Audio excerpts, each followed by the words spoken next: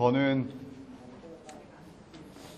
오늘 여러분하고 이 기쁨과 재미가 넘치는 수업 기획 전략, 행복한 수업을 위한 재미 넘치는 발상의 전환이라고 하는 거를 가지고 여러분하고 같이 함께할, 저는 원래 문화기획가라고 이렇게 저를 표현합니다. 유재현입니다. 반갑습니다. 제가 저 소개를 하면은요, 저는 이게 꿈이에요. 아이디어 정말 잘 내는 사람이 되는 게 저는 꿈입니다. 다음부터는 웬만한 학생들의 이름과 얼굴을 다 기억합니다. 그게 바로 태그해라고 하는 저의 그 어떠한 수업이라고 하는 건데, 그렇습니다. 저는 저만의 방법들을 늘 생각을 합니다. 그리고 절대로 이 지금의 요 수업, 요 강의하고 똑같이 저는 학생들한테 스트레스 주는 거를 너무너무 싫어합니다. 그래서 제가 운영하고 있는 그 상상공장이라는 회사도 몇 가지 룰이 있습니다. 첫 번째가 일을 안 시키는 회사예요. 정말 웃기죠? 자유방목주의가 저의 철학입니다. 절대 일을 안 시킵니다. 그런데 결과는 어떨까요? 일만 하고 있습니다. 두 번째는 모든 여직원이 다 남친하고 헤어집니다. 일만 하고 있어가지고요. 돈 더 줘? 그런데 왜 안 주는데 왜 그럴까? 그러니까 결국은 저는 뭐냐면은 철저한 방목이긴 하지만은 그 안에서는 굉장한 룰이 있다라는 거죠. 그 룰이 만들어지기까지 거쳤었던 단계 중에 하나가 바로 상상 책 스타디입니다. 여러분, 학교 다니실 때 독서 토론회나 책 스타디 다 하셨죠? 지금 혹시 하고 계시는 분 계십니까? 선생님 중에서는요? 어떻게 하세요, 혹시 선생님은? 같이 책 읽고요. 예. 무슨 내용의 한 권의 책을 같이 읽고 발제자가 한 사람이 있고 나서 이제 책 내용 토론을 하지요. 네. 그냥 자기 삶이 이렇게 나오는 거죠. 그렇죠. 이야기를 하다가. 예, 그렇죠. 근데 보통 저도 학교 다닐 때 이런 독서 토론회나 책 스타디를 했는데 그 책 스타디가 꼭 깨질 때가 있습니다. 책을 안 읽고 와가지고요. 미안해가지고요. 근데 저는 그 부분에서 시작을 했거든요. 그게 무슨 얘기냐면은 꼭 책을 다 읽어와야 될까라는 생각을 해서 제가 역발상을 해봅니다. 그 역발상이 어떤 거냐면은 이런 겁니다. 보통의 규칙은 책을 읽고 와야 하는데 이 부담과 꼭 책을 읽고 와야 되는 거에서 안 읽고 와도 돼요예요. 저는 책 절대 읽어오지 말라고 합니다. 그리고서 어떻게 하는 줄 아세요? 실제로 제가 2008년도부터 시도했었던 그 마포구 염리동 동사무소, 공간이 없어가지고 동사무소 공간에서 이런 상상 책 스터디를 했는데, 이렇게 세상을 바꾸는 80인의 대한기업가 뭐 이런 책이 있는데, 이 책을 갖고 피지를 않아요. 제목만 보고 겉표지만 보고 이렇게 얘기합니다. 이 책에는 도대체, 이게 책입니다. 이 책에는 도대체 무슨 얘기가 써 있을까를 시작을 합니다. 그러면은 이게 스터디가 될까요? 안 될까요? 됩니다. 예, 선생님이, 예, 됩니다. 왜 되는 줄 아세요? 이렇게 됩니다. 누군가는 반드시 읽고 와요. 정말로요. 그리고 조금 더 약은 친구는 무조건 서평만 보고 옵니다. 인터넷에서. 예전에는 인터넷이 없었을 때는 이 서평이나 이런 거를 다 찾아서 봤어야 되는데, 요즘에는 그냥 오다가 이래야 되지 해가지고서 검색을 해가지고서 바로 다 읽고 옵니다. 결국 무슨 얘기냐면은 같이 스터디를 해도 누군가는 그 이야기를, 이 책에 있는 이야기를 합니다. 그런데 이 스터디에 정말로 좋은 거는 뭐였었냐면은 스트레스가 없어요. 안 읽고 와도 되니까요. 누군가 책 하나만 가져와도 상관없고요. 그리고 두 번째는 신기하게도 책의 내용을 거의 예상해서 맞춰요. 여러분도 왜 이런 방법이 이렇게 먹히냐면요. 책을 다 읽었어요. 여러분 혹시 책에 있는 처음부터 끝까지 내용을 다 기억합니까? 그렇죠. 바로 그 부분이에요. 어느 정도의 흐름을 보면 되는데 그 흐름들을 스스로 연상을 해가지고 맞춰 나가는 그러한 결과가 있다는 거예요. 그리고 또 하나가 이게 제일 좋습니다. 책에 없는 내용을 이야기해가지고 더 폭넓은 대화를 한다는 거예요. 제가 지금까지의 어떠한 책 스터디나 이런 교육에서 가장 고민했었던 부분이 그겁니다. 오히려 어느 순간 저도 책을 많이 봤었는데 책에 너무 사고가 갇히는 건 아닐까. 그리고 책에 있는 내용만이 해야만이 되는 것이 아닐까. 그런 고민을 했었던 것을 이렇게 한번 뒤집어 봤습니다. 그래서 제가 선생님께 먼저 처음 말씀하시는 거는 한번 실험해보자. 어떠한 책이든 놓고서 한번 그 책을 가지고 한번 스터디를 한번 해보자. 그러면은 과연 어떠한 일이 벌어질까라는 것들을 경험을 해보십시오라는 겁니다. 저는 이렇게 얘기를 하고 싶은 거예요. 방금 말씀드렸듯이 책 속에 갇혀 있는 것이 아닐까. 근데 저는 제가 가르쳤었던 그 학생들에게 가장 제가 중심으로 뒀었던 그 생각이 뭐였었냐면요. 각자의 다양성이었습니다. 그 다양성이라는 거는 이렇게 얘기할 수 있을 것 같아요. 세상에는 답이 무지하게 많습니다. 저는 정말 마음에 안 들었던 거는 어떤 거냐면은 정답은 하나다라는 그 이야기가 마음에 안 들었던 거예요. 정답이란 그 시기와 그 상황과 그 환경과 그 사회에 있어서 가장 중심에 있는 것이 정답이라고 저는 이야기를 합니다. 그래서 저는 학생들한테 답은 정말 많기 때문에 너가 너의 이야기를 해줬으면 좋겠어 라는 이야기를 제가 하는 거거든요. 결국 무슨 얘기냐면은 이러한 스터디도 또 다른 스터디 방법들이 있을 거라고 저는 생각을 합니다.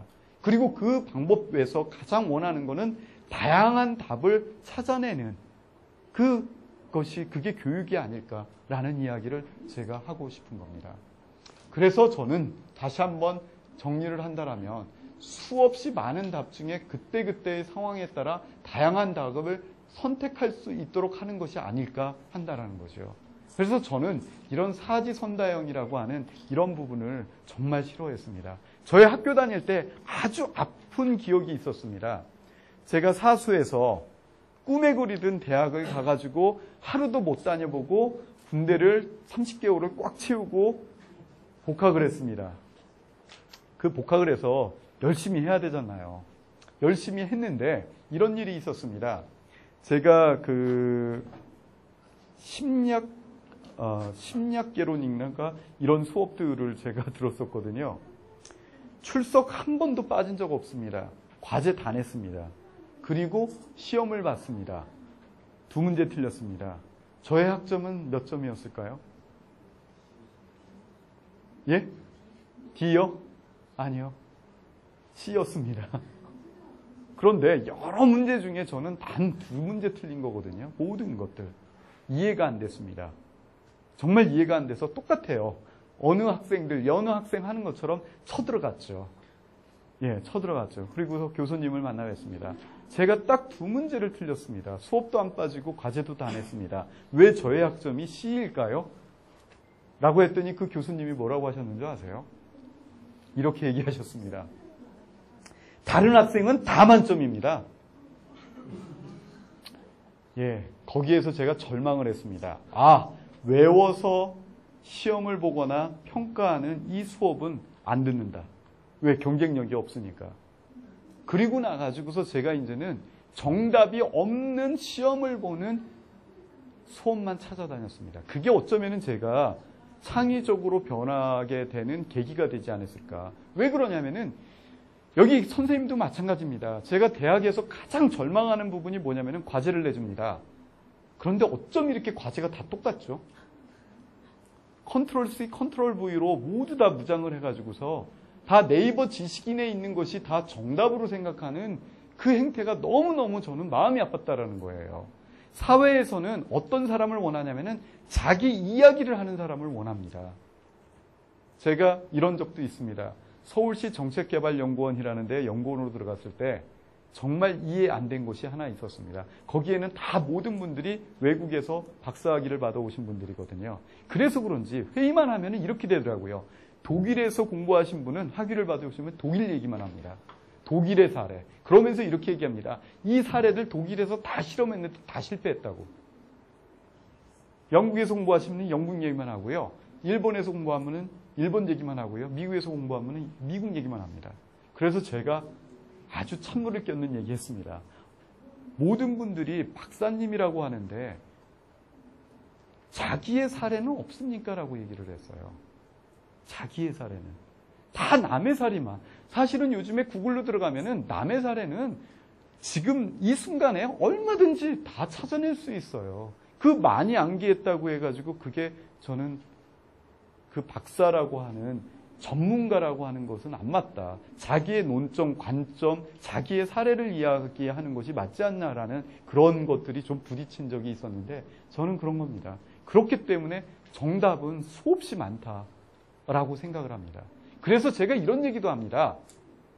학생들을 만나면 이런 얘기를 하죠. 실패라는 거에 대해서. 이렇게 얘기하죠. 실패는 성공의 또 다른 본명이다라고 이야기를 합니다. 결국 무슨 얘기냐면은 이런 정답은 수없이 많다라는 것에서 저도 하나씩 인생이 정리돼 가고 있다라는 얘기입니다. 제가 두 번째 방법은 상상 영상 스터디입니다. 이거는 어떠한 방법일까요? 예, 맞습니다. 예. 혹시 1900년대에 들어와 가지고 우리 현대미술사의 가장 큰 사건이 무슨 사건이었는지 아십니까? 아닙니다. 마르셀 듀상. 마르셀 듀상 아시죠? 대표적인 작품이 뭐죠? 샘이라는 작품이죠. 샘이 뭐죠? 소변기죠. 그런데 왜 그것이 현대미술에 있어서 가장 큰 대변혁, 사고의 전환이라고 얘기를 할까요?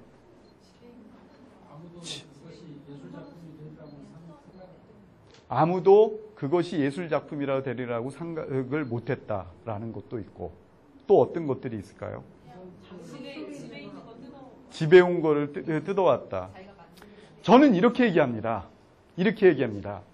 이 이전까지 마르셀 듀상의 그 샘이라고 하는 그 남자 소변기를 갖다 놓기 전까지는 모든 미술이라고 하는 것들, 특히 캔버스에 이 차원에 그려진 것을 미술이라고 얘기했습니다. 그런데 이 마르셀 듀상이 어떤 짓을 했냐면은 그 캔버스에 있는 그 물체를 3차원으로 끌고 나온 거예요.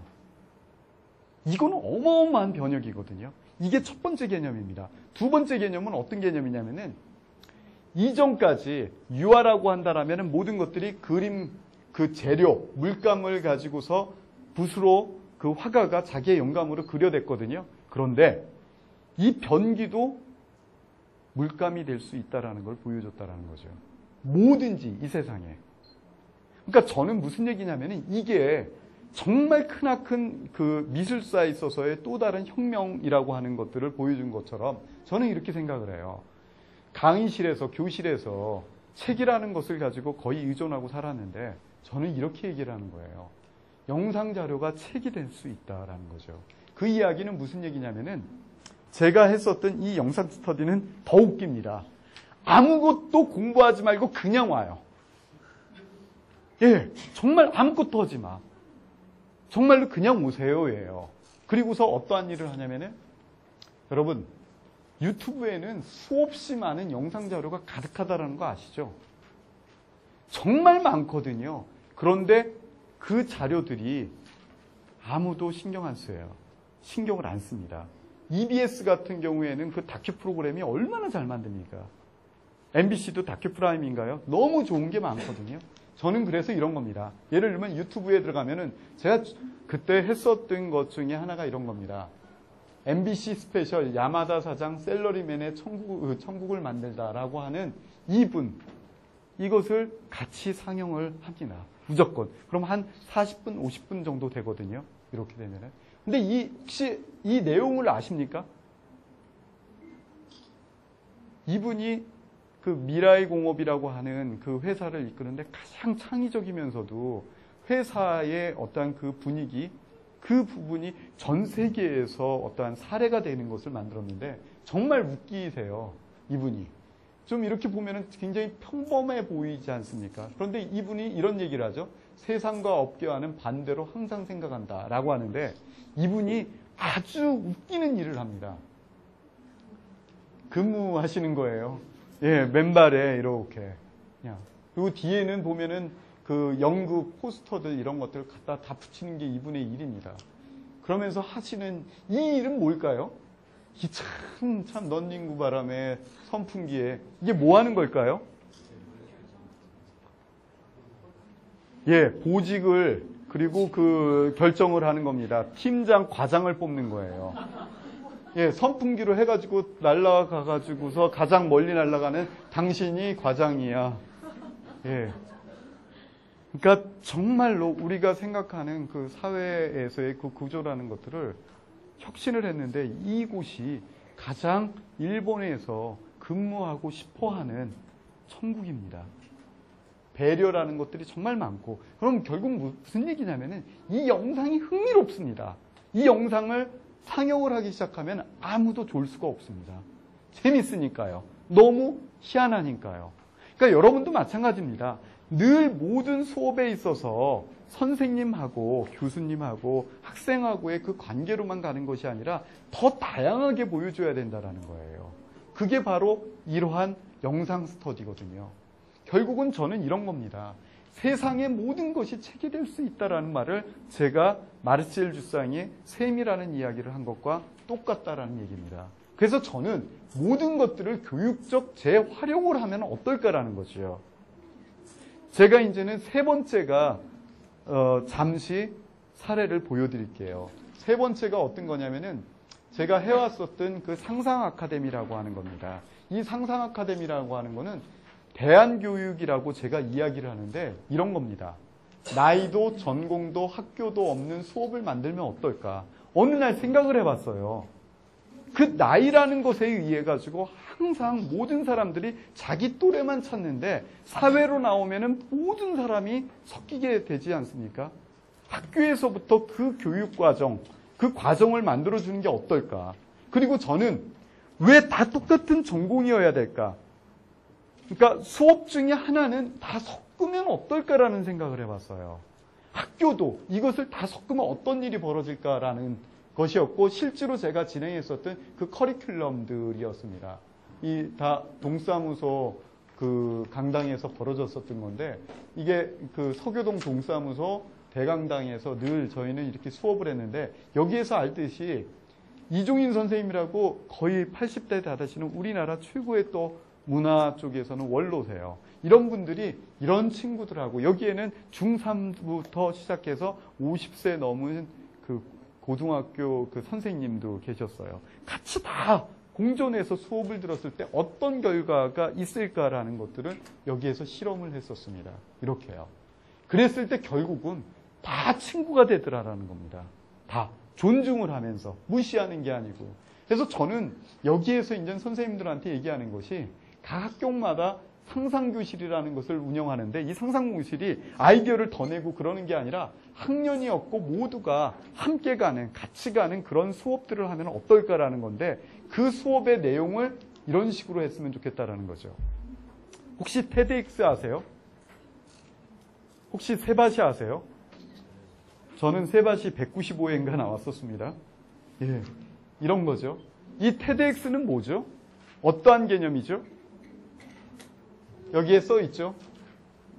다 지식이라고 하는 것들이 세상에 공유되어져야 된다라고 하는 그 측면에서 시작을 했고, 이 세바시라는 거는 이 테드라는 것을 보고 세상을 바꾸는 시간 15분이라고 하는 브랜드로 CBS에서 가장 성공적인 프로그램이 됐죠.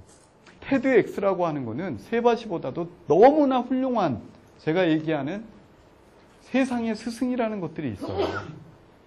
만약에 여러분이 그 이끌어가고 있는 학생들을 매일 하루에 한 편씩 이 테드엑스를 보게 한다면 어떨까요?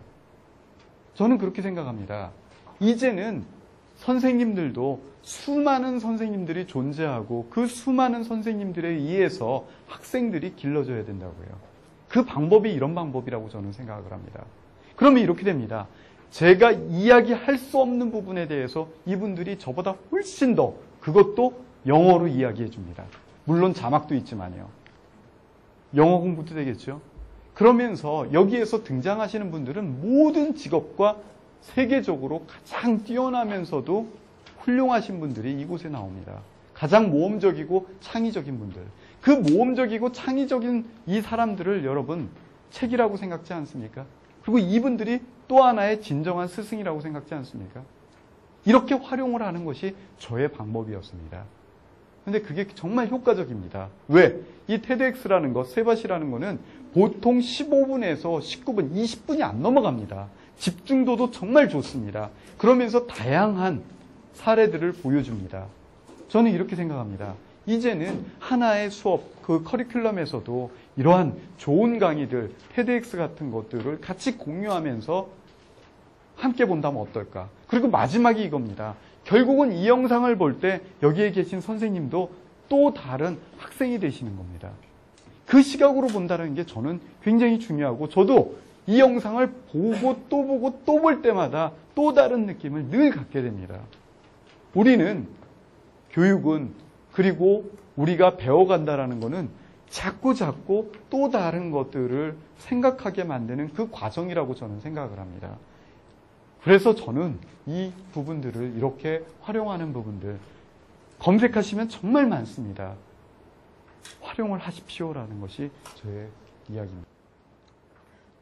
이런 일도 저질렀죠. 이동 강의실은 뭘까요? 예? 지하철이요? 예. 제가 그래도 조금 대학 원생을 가리켜서 이게 조금 가능했습니다. 제가 조선대학교를 이렇게 가리키게 됐는데요. 정말 내려가기 싫었는데 이렇게 맡아달라고 해서 어쩔 수 없이 내려갔는데 그 10시 20분에 이렇게 KTX를 타면은 그 광주역에 1시 23분에 도착을 합니다. 그러면 저는 이렇게 룰이 있습니다. 그 승합차 그 8인승, 10인승을 빌려놔라. 그리고 광주역에서 내리는 그 순간 타면은 수업이 시작이 됩니다. 이렇게요. 제 학생들이었거든요. 그러니까 저는 무슨 얘기냐면은 왜 굳이 조선대학교까지 가야 될까? 그리고서 이렇게 합니다. 요즘에 꽃이 어디가 만발하고 있니? 가는 거죠. 그러니까 저는 이것 자체도 이 승합차 안에서도 하나의 강의실이 될 수 있다라는 거죠. 그 반응은 한번 경험을 해보십시오. 근데 제가 이렇게 어디든 떠날 수 있는 수업이 있다. 이런 것들이 없다라면 굉장히 행복하지 않을까. 그런 생각인데 제가 이런 일이 있습니다. 제가 가장 지치고 힘들 때 꼭 다시 보는 영화가 있습니다. 혹시 이 영화 보신 적 있어요? 예, 제가 정말 좋아하는 영화입니다. 너무 멋진 배우죠. 우리나라에서는 이렇게 번역이 됐습니다. 언제나 마음은 태양. To Sir with Love를 이렇게 번역을 했더라고요. 저는 여기에서 여러 가지 일이 있습니다. 여기에서 보면은 뭐 이런 개구쟁이들, 빈민가에서 사는 거기에서 여러 가지 갈등들 이런 것들이 있는데 가장 행복했었던 게 뭐냐면은 그 박물관에 이렇게 갈 때였었습니다.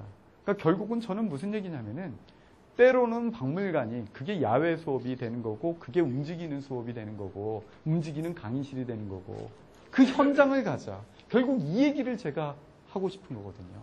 살아있는 현장만큼 최고의 교실은 없다라는 말을 여러분한테 하고 싶어서요. 그래서 저는 이렇게 늘 움직입니다. 살아있는 현장, 이곳 가자. 이곳이 교실이다라고요. 그리고 가끔은 또 이런 일도 저지릅니다. 아티스트가 되게 만듭니다. 학생을 아티스트로 만드는 방법은 어떻게 해야 될까요?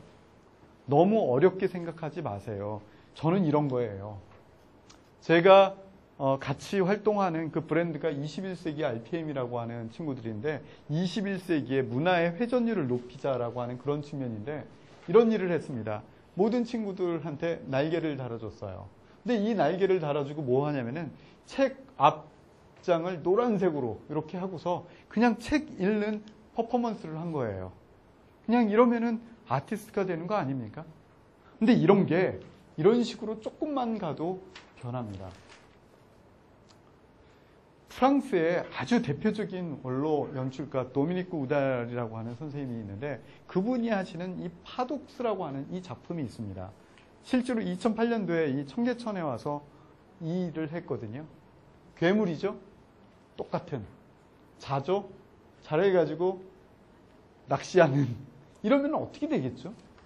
모든 사람의 주목을 받죠? 그러면서 이제 이런 일이 벌어지죠. 같이. 그리고 이런 것도 합니다. 빗자루 갖고 모든 쓸었다, 퍼포먼스 했다. 결국은 이게 어떤 걸까요? 저는 이런 겁니다. 학생들하고 이런 일을 하는 거죠. 이 파독스라고 하는 그 의미라는 거를 제가 글을 좀 썼는데, 이 반전이 처음에는 모든 괴물인데 괴물 인형을 벗어나면은 놀라운 일이 벌어집니다. 남자도 있고 여자도 있고 어린이도 있고 어른도 있고 피부색이 다른 백인도 있고 흑인도 있고 노숙자도 있고 그 누구나 똑같이 괴물 인형 안으로 들어가면 하나가 될 수 있고, 그 하나가 된 것이 벗었을 때는 모든 정체가 드러나지만 우리는 어쩌면 선입견에 의해서 모든 것들을 다 일반적으로 생각하는 것이 아닐까. 학생들도 마찬가지라는 거죠. 하나의 괴물로만 보지 마십시오. 정말 다양한 사람으로도 할 수 있는데 이러한 퍼포먼스를 통해서 이렇게 아티스트로 만들 수 있는데, 이런 이야기 중에 저는 이런 겁니다. 이런 것도 합니다. 프렌즈 패션이라고요. 제가 축제를 기획하는 것 중에 월드 DJ 페스티벌이라고 있는데 여기에서 저희가 만든 것이 프렌즈 패션입니다. 혹시 여러분의 학생들 중에 그룹을, 팀을 만들어서 여기는 가장 창의적인 너희들만의 프렌즈 패션을 하면 안 돼? 이렇게요. 안 돼? 예쁘지 않습니까? 이렇게요. 운동은 운동으로 이렇게.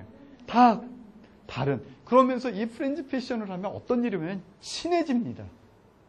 저는 학교에서도 왕따라는 얘기를 들을 때 참 마음이 아픈데, 이렇게 그룹을 줘서 그냥 이것도 아티스트일 수 있고 이것도 또 하나의 실험일 수도 있고, 그러면서 저는 이런 거죠. 여러분 혹시 해시태그라는 거 혹시 아세요? 인스타그램에서 해시태그, 이 샵이라고 하는 이것을 가지고 이렇게 만들어 놓으면은, 단어를 정해 놓으면 프렌즈 패션 아니면 어느 학교 어느 무슨 반 무슨 뭘 하면은 인스타그램에서 요거를 갖다 검색을 하면 그것만 다 모이게 돼 있습니다. 여러분 이런 겁니다. 학생들하고 여러분과의 그 결과물이라고 하는 것들을 인터넷에서 이렇게 다 만날 수 있다면, 그게 전통으로 이어져 나갈 수 있다면 언제든지 이렇게 볼 수 있겠죠. 저는 이런 일들을 또 합니다. 너무나 간단하게요. 다시 얘기하지만 최고의 프렌즈 패션은 이 교복입니다. 여러분들입니다. 마지막 이야기입니다. 이거는 전혀 엉뚱한 거지만 요즘에 어떠한 그 교육에 있어가지고 제가 가장 원하는 것들이 이런 겁니다. 일가일손이라고. 이건 어떤 이야기일까요? 시골에 홀로 사시는 어떻게 보면은 그 할머니, 할아버지, 이 분들을 손자, 손녀 대기 운동을 하자라는 겁니다. 이게 제가 2010년도에 했었던 그 프로젝트거든요. 보면은 이렇게 지방에 이렇게 내려가 보면은 독거노인들이 정말 많습니다. 저는 그래서 학교에서 모든 학생들을 학교에 그치는 것이 아니라 그 학생들이 사회에 나와서 늘 함께하는 그 버릇을 가르쳐야 된다는 거죠. 영상도, 짧은 영상도 있습니다.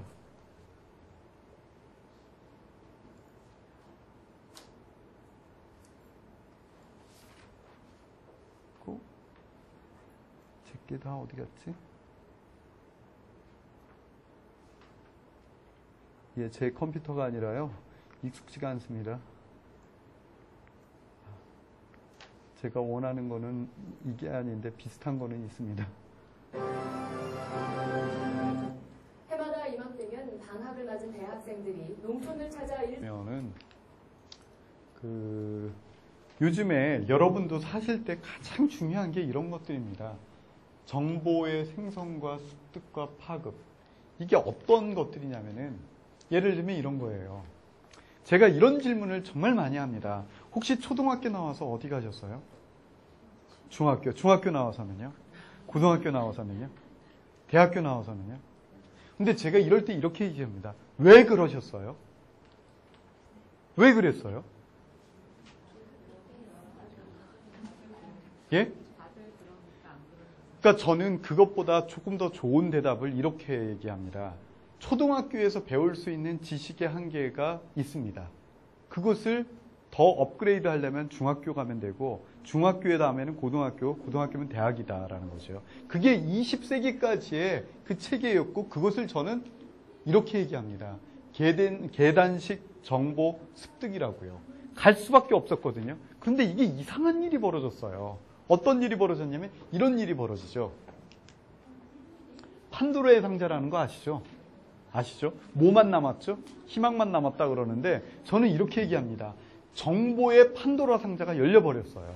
그건 무슨 얘기냐면은 열린 정보고 이제는 모든 사람이 검색만 하면은 다 나옵니다. 제가 이렇게 우스꽝스러운 얘기를 합니다. 대한민국에서 제일 똑똑한 교수님이 계세요. 근데 이 교수님의 지식이 네이버 지식인을 이길 수 있습니까? 저도 똑같습니다. 제가 대학원에서 학생을 가르칠 때 13주에서 16주로 구성이 되잖아요. 저는 13주에서 16주를 가르칠 걸 저도 공부를 해야 되잖아요. 저는 얼마 만에 할까요? 저는 하룻밤 만에 다 끝냅니다. 왜? 정보가 다 있기 때문에 한 번 집중하면 밤만 새면 다 끝나는 거예요. 그게 무슨 얘기냐면은 이제는 핸드폰이 있고 스마트폰이 있고 인터넷이 되고 검색을 하면 다 나오기 때문에 모든 것들의 지식적인 그 전달, 정보를 배운다라는 거는 그렇게 해결이 되는 그 사회가 돼버렸는데 이 사회에서 여러분, 선생님들이 고민해야 될 게 생겼다라는 거예요. 이제 정보 가지고서는 얘기할 수 없습니다. 그래서 제가 얘기하는 이 활동을 얘기하는 겁니다. 이 활동이 저는 이제 학교에서 교육이 되어야 된다. 제가 문활이라고, 여러분 농활 갔다 오셨죠? 그 농활이 지금은 사람들이 안 좋아하잖아요. 그 안 좋아하는 거는 결국은 노동력 위주의 그 활동이 지금은 문화력으로 하자라는 거고 그게 기계화 됐기 때문에 그런 현상이 벌어진 거거든요. 그랬을 때 피아노 전공하는 친구가 가서 풀을 뽑는 게 낫습니까? 피아노를 연주해 주는 게 낫습니까? 그러한 개념에서 시작이 된 것이 농촌 문화 봉사활동이라는 것을 제가 만들어서 캠페인을 시작을 했거든요. 이번 8월 달도 갑니다. 저는 거기에서 가장 좋았었던 게 어떤 거냐면은 바로 이렇게 일가일손이었습니다. 3명에서 5명을 한 팀을 만들어서 손자 손녀 대기 운동. 그러면 어떤 일이 벌어지면 남학생들은 그 어르신들이 못하는 할머니 사시는 거에 무거운 것들, 오빠가 드리는 거 이런 거를 다 해드리고 그리고 이 친구들이 가가지고 그 어르신들이 이야기하는 거를 다 굿을 체록하고 기록하고 함께하고 그리고 지방에서 다시 서울로 오면 어떤 일을 하냐면은 같이 문자를 주고받습니다. 사진을 주고받습니다. 그게 가능한 사회가 됐는데 그것 때문에 어르신들이 더 건강해지시더라. 그러면서 사회를 배워갔으면 하는 게 저의 이런 건데 제가 이야기하는 그 창의적이면서도 재미있는 수업들의 한 부분이 이러한 걸로 이제는 학교에서 입시라는 거를 좀 제발 좀 벗어나서 이런 활동이 더 중요하다라는 거를 이야기하고 싶어서 제가 말씀을 드리는 겁니다.